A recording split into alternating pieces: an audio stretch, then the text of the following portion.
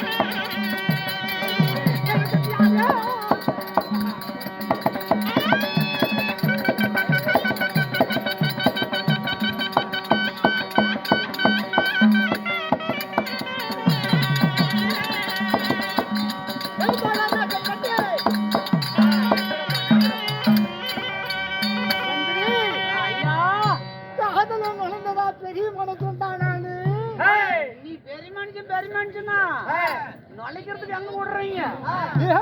5 நாளா போன் மேல போன் நொலைக்கலாம்னா ரெடியாச்சா. சரி போன் வந்துறதுக்கு நொலைக்கலாம் கம்பெனி எந்திரிச்சுக்கிறது. உனக்கு தகுதி இல்லாதது அது. என்னடா கெட்ட வார்த்தை பேசுற? என்னைக்குன்னா ஒரு வார்த்தை தப்பா கெட்ட வார்த்தை கொண்டு போய் பேசணும் உங்ககிட்ட.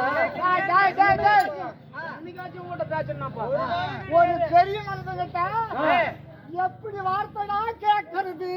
என்னைக்குன்னா உனக்கு பல்லுலன்னா வாய் அதைத்தாங்க. வாய் அதைத்தாங்க. உனக்கு மட்டும் பல்லு இல்ல வாய் அதைத்தான் வாய். ஓய் சொல்ல மாட்டேன். யாருக்கு ஜெகபல ராஜன், ஜெகபல ராஜன் பரிமள காந்திக்கும், பரிமள காந்திக்கும் பிறந்த என் பேரோ ஜெகனி ராஜன்.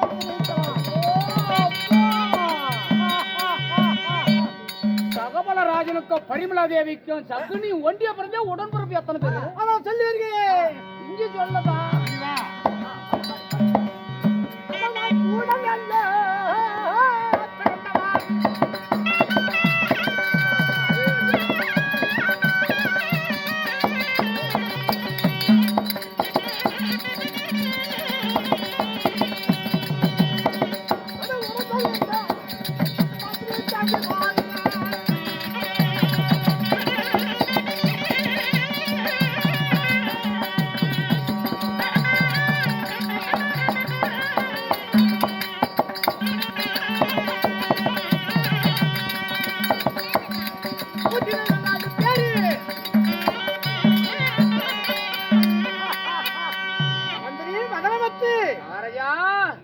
என் கூட பிறந்தவர்கள் எத்தனை பேர் என்று கேட்டாயே உடன்பிறப்பு 104 பேர் பிறந்தோம்.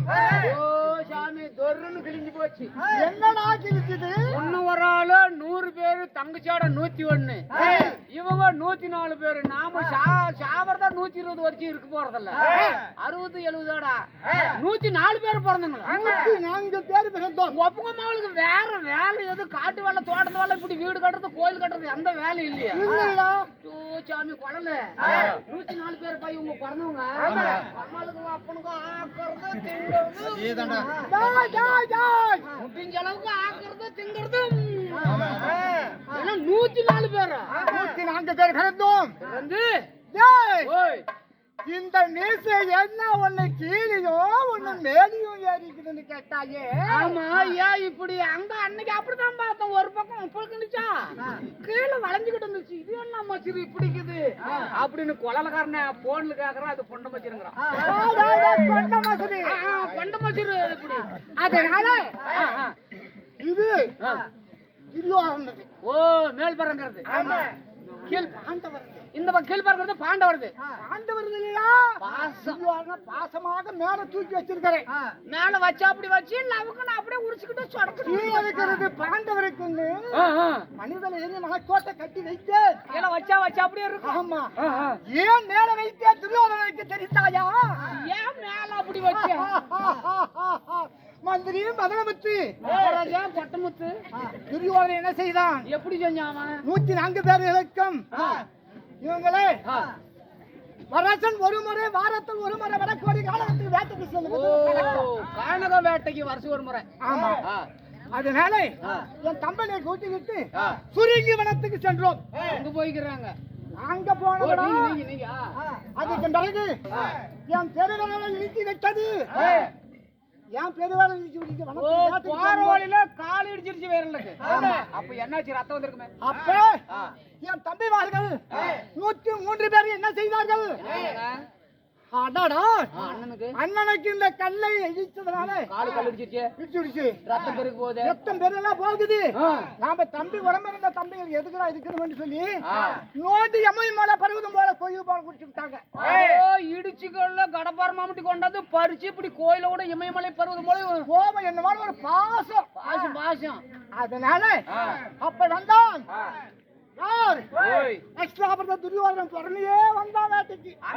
அவங்களும் சித்திர மாசம் காலாவதியில வந்து வனங்கோடி கணக்கு வேட்டைக்கு வராங்க.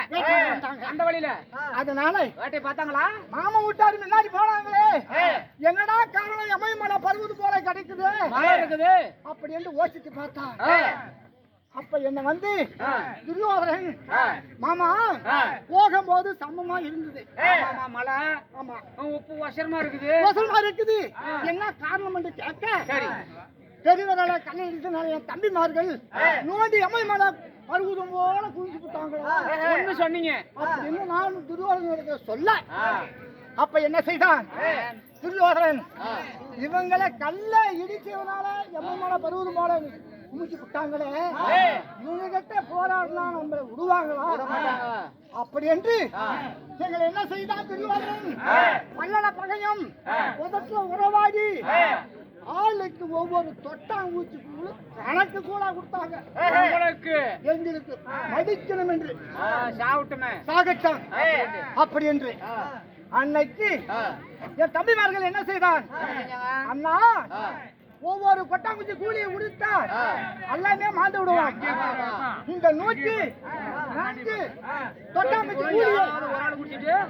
நீயே பொழைச்சி வள்ளல பகையும் உதட்டுல உறவாடி கருதும் என்று சொல்லி அதுக்குதான் துரியோதனத்துக்கு மேல்